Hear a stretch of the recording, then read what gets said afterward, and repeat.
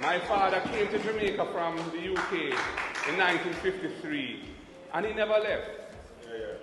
He established the Mona Rehab Centre, which is now named after him after his death in 1996, which is the only facility of its kind in the English-speaking Caribbean for persons with disabilities.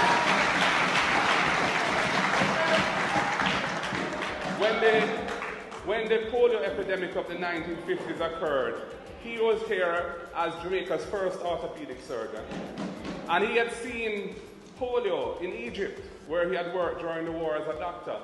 And the government of the day asked him to take control of the whole effort to tackle this terrible plague of poliomyelitis that was afflicting Jamaica.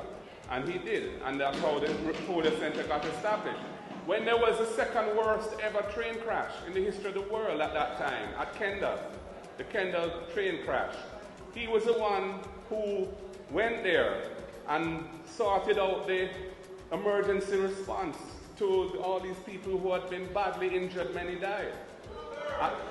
And he built Hope Valley Experimental Schools, where Comrade Decade and Comrade Julian both went, among others. And look at them today, two fine products of a fine institution.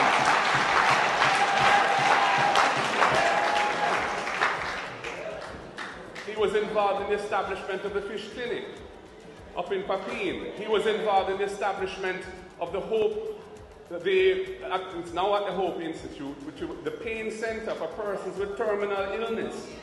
Because for some reason later in his life, he got interested in managing pain for persons who have terminal illness, many of them from very poor circumstances and can't afford expensive drugs. In fact, when he died, comrades, and we were going through his papers in his study, I found 6 pounds of compressed ganja in his cupboard, with a letter from the Commissioner of Police at the time saying Professor Sir John Golding is authorized to have ganja for the treatment of patients with terminal illness at the pain center. So when it came for time, when the time came and we were in government to deal with the reform of ganja, another thing he started, comrades, was a National Road Safety Council. Yeah, because as an orthopedic surgeon, he saw what the terrible results of dangerous driving were, and all the people who ended up paralyzed or otherwise maimed and even killed, So he was the one who started that and made sure that the Prime Minister was the chairman, because he wanted to ensure that it was always an institution that got the support of the government. So he was thinking ahead when he did that, And in terms of, he has the Order of Jamaica. He got the Order of Jamaica. That's the highest order that a non-Jamaican can get in Jamaica, is the Order of Jamaica. You see how I gave him that? You see how I gave him that?